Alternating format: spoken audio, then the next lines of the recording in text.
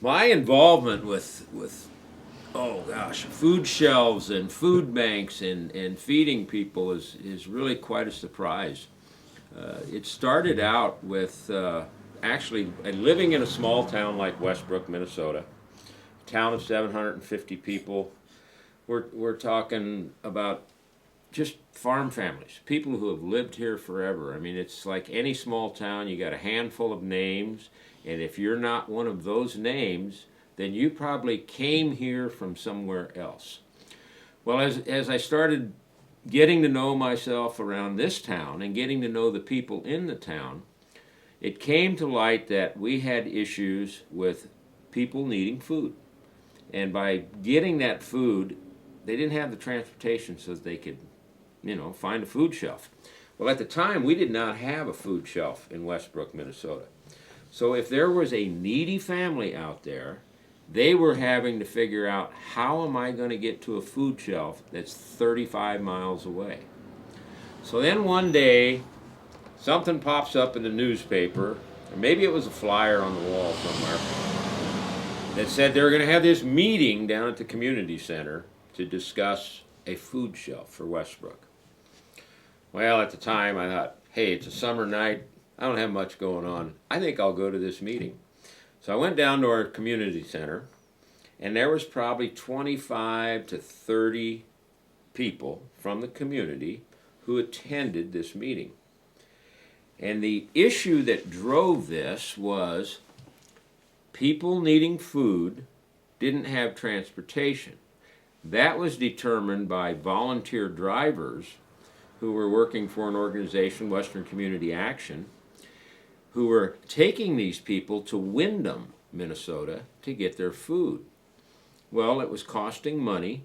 It was either costing the individual to get that ride, or if they couldn't afford the ride, somehow that ride was being paid for through Western Community Action.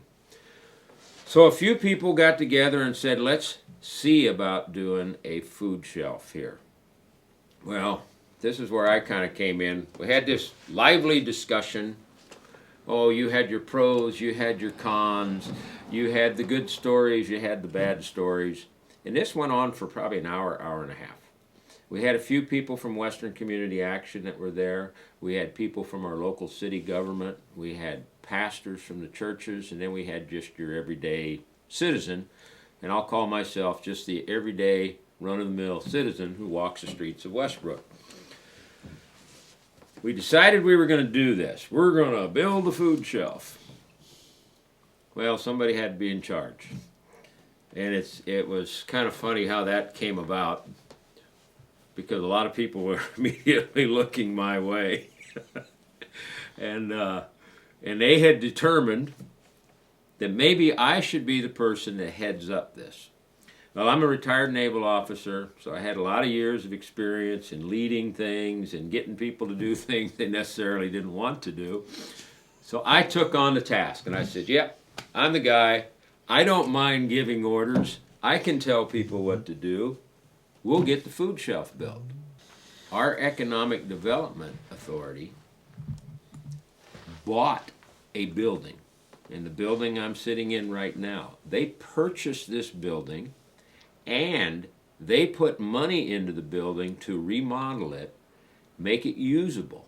This was a building that sat vacant for 18 years on Main Street in a small town. And as we all know, the small towns are starting to disappear from the landscape.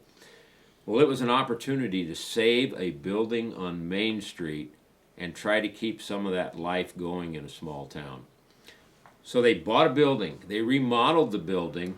I went to a city council meeting, and this is how things can be done in the small rural parts of a state. The keys to the building were slid across that big fake mahogany table, and I had the keys in my hand, and we now had a food shelf. All we needed to do was provide shelving, find refrigerators, find freezers, figure out how we were going to get food. I mean, the list went on and on and on, because when it comes to building a food shelf in order to feed the hungry, there is no book. There is no plan. There's nothing you can go to and follow it step by step in order to provide that type of a service to a community. We opened up our doors in December of 2009, so it really only took us about 4.5 months to really get this place up and running. But you know, opening a door is not the only thing you have to do. When we opened that door, we had to find people that needed us, and we had to find donors that we needed. And that's the most dynamic thing about serving the needy, is getting them to come forward so that you can provide to them. But more importantly, you need those donors out there who will give you the money, the groceries, the produce, whatever, so that you can serve these people. And in any small town, that's going to be a tough situation to deal with, because you're having to sell this new idea. In the beginning, it was kind of looked at as, well, they're just giving food away. And yeah, that's exactly what we're doing. We're just giving food away. But there was some 17-year-old kid, and I don't even know who this kid is, and it was a quote that they made in some publication that I had read one time that said, if all you ever think about is being hungry, then you probably won't think about anything else. And it's wonderful that when the young people say these stupid things to us, that these things can be so profound in their background. And it's kind of an approach that we can take here at Mary and Martha's Pantry, is if everybody that is hungry gets fed so they're not hungry, maybe they can start thinking about doing other things for themselves. And what we have done here is we've tried to go beyond the food. We've tried to keep people warm at night by providing quilts that ladies in the community make for us. We've attempted to provide job placement for people by coordinating with, let's say, area farmers or area businesses who might need some temporary labor or maybe even a long-term job. And they can come here, and by letting us know that there's this availability out there, maybe I can take a family that is struggling, who is out of work, and I can put them in touch with somebody that's willing to hire them for a while. And now we've got a family getting a job. We got a family earning money on their own. And what's kind of neat is when that happens, we don't see those people in the food shelf anymore. I mean, they disappear because they're out there, they're taking care of themselves, and they're doing it on their own. It's very difficult in southwest Minnesota to find that so-called 40-hour job. I mean, you hear about them in the cities, and I'm not picking on the cities, but you have so many businesses in the cities, and you have so many people that work the traditional 40-hour work week, and they make pretty good money. Well, out here in the rural area, you don't have all these businesses, and you don't have all these 40-hour jobs. So you have a lot of people that when they are working, they might be working 2 jobs. They got a 20-hour job here and a 20-hour job there. So when you walk around town, it's almost like, does anybody work around here? Well, yeah, they work, but their 8-hour work day goes around the clock. And they get a few hours in the morning, and they might get a few hours in the evening. And because of that, you're going to have, what I think you're going to have is the increased poverty levels in this area. And the nice thing about living here is you don't need as much money to live as you might in the city. And I can use myself as an example. If I stay home, I don't spend much money. If I stay in Westbrook, I don't spend much money. But when I go 100 miles away and I go to a big town and I have a mall and I have nice restaurants and I have nice places to go, then you tend to spend the money. So you can live in these rural areas and you can live quite comfortably on less of an income. But with the people who are making that money, that's just a small part of it. Because you have another small part, which is the people who aren't working, who can't find a job, who may be due to they may have a physical ailment that does not allow them to work. They may have a mental ailment. There could be a drug or alcohol problem. I mean, there are so many problems that we as people deal with, and not everybody gets to work or is capable of working or can even keep that job. So you have those kind of people that are probably going to get some type of assistance. And that assistance could be a government assistance, it could be a civic type assistance, but you're going to have these people that are on assistance. And you're going to have those people that are taking care of everything on their own. And in between those two groups of people, and these are the hidden folks, and these are the people that we really need to remember that they're out there, are the people that make just enough money that they cannot get any type of assistance. They can't get food stamps. They can't get energy assistance. They can't get min care for their insurance. And they're not under any type of social services assistance whatsoever. And this is because maybe they make $10 too much in a month. Well, those people who are living on the edge have no place to go when times get tough for them. And in this county here, Cottonwood County, we have, it's roughly, about 11%. It's like 10.3% of the people in Cottonwood County are in this category where they make too much money to get any type of assistance, but not enough money to live comfortably or to put a meal on the table 3 times a day for their family. There's so many things that we can do. Yeah, it does cost a little bit of money, but we have so many people who might not be doing anything right now, and all you have to do is kind of come up with a crazy idea and then walk out with it, and you can do all kinds of things to help your community. And I find myself going all over the state of Minnesota, talking at food summits, going to area food shelf meetings, visiting other food shelves, seeing how other people do things, going to food banks. I've gone so far as to check out Iowa, South Dakota, and Nebraska to see how they do things. And the neat thing is, everybody's doing it different. Because like I said earlier, there's no book that tells you how to do it. So everyone's doing it different, but everybody's trying to do the same thing.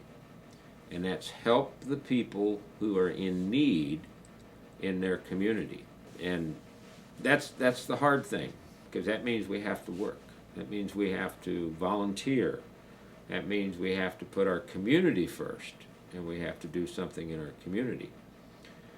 Now, many of us, as we reach the 50s and the 60s, we're a part of something. We might be in a Kiwanis organization or a Lions Club, or we belong to a church men's group or a church women's group or something, and we're always doing some type of service in our community. Well, that's all fine, that's well and good for that 50 to 60-year-old and the 70 and the 80-year-olds. But there's something really happening in our culture today, because you need to start looking at the 40-year-olds and the 30-year-olds and the 20-year-olds. They're so busy, they're not doing service anymore.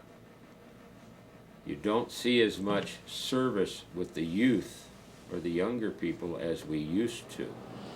And that is something that I think in a community, if we don't stop that slide going backwards, that we're going to find out that someday there is nobody to head up a Kiwanis group and to take care of the needs of the children of the world.